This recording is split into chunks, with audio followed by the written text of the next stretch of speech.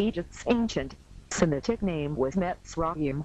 The meaning is the dam, the power, and the sea. The later name Egypt is a Greek word, which is derived from its roots signifying the sea fled away. These names are enigmas that were given life through the parable of Osiris and his co-regent Isis, who were the most beloved couple in Egyptian mythology, though Isis was known to be angry at Lower Egypt. Even so, the couple had a good working relationship, though Isis would have loved to have had her husband home more. The pharaoh was always on the go, as an ambassador telling the world of the greatness of Egypt. Consequently, the day-to-day affairs of Egypt fell to Isis, leaving little time to start a family, which was something that Isis dearly wanted. All was not sweetness and light. Osiris' brother Set was the jealous kind, who coveted all that his brother had, especially the throne of Egypt. Set, through deception, was able to capture and kill his brother. Then, for spite and to make sure the job was complete, Set cut our hero into pieces and his dismembered pieces in the Nile. Isis was distraught with grief over the loss of her husband and the emptiness of her womb. Consequently, Isis took up the gruesome task of finding all the hidden pieces of her husband.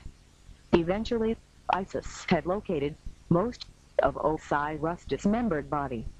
Isis then wrapped Osiris in green and black, in so doing cocooning her husband.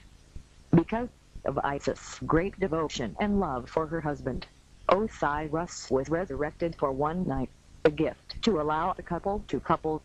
However, Isis had not found all of her husband's missing pieces, and that one piece was a very important piece if you wanted a son.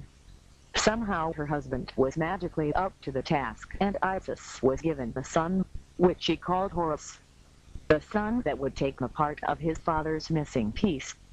Okay, that sounds a little kinky. However, in the uncommon interpretation, that concept is perfectly logical. The students of ancient Egypt's traditions have taken this fairytale interpretation of Osiris, Isis, and Horus as the accepted tradition of this story, with generation after generation repeating the same basic story. The ancient parable tellers planned for the fairytale interpretation to be accepted by their enemies and the common folk. All the same, those parable tellers expected that their dark sayings would be eventually unwrapped, like the mummy wrappings around Osiris.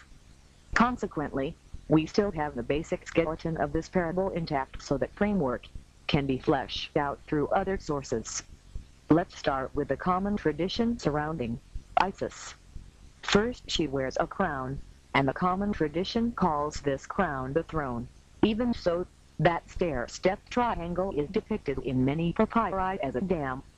Furthermore, the hieroglyphic symbol for Isis implies just that concept. The first glyph is oval, symbolizing water, or a body of water. Above that is a half circle symbolizing rising. Then to the left, a stair-step triangle, the dam symbol. The meaning: Isis, the dam that causes water to rise.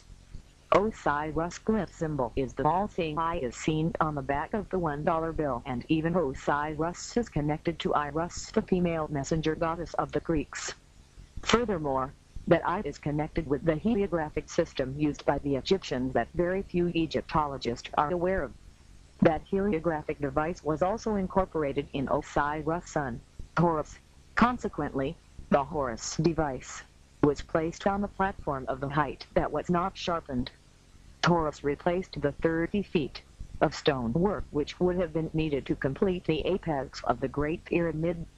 Just as the Osiris story said, but not as kinky as the common interpretation implies. The parable tellers knew that their enemies loved kinky stories, and that kinkiness would help to keep the story told and retold throughout the generations. The meaning of these flashes of light traveling from horizon to horizon, the heliograph, is embodied in the Egyptian cut-in text passage 148 and reads, I am Horus, the great falcon, upon the ramparts of the house of him of the hidden name, the great pyramid. My flights have reached the horizon. I have passed by the gods of Nut. I have gone further than the gods of old. Even the most ancient bird could not equal my very first flight. I have removed my place beyond the power of Set, the foe of my father Osiris. No other god could do what I have done. I have brought the waves of eternity to the twilight of the morning. I am unique in my flight. This story of Osiris, Isis, and Horus has led our West on a quest to unravel the mysteries of Egypt that prove that the history of ancient man is far different than the interpretation that 21st century man has been led to believe.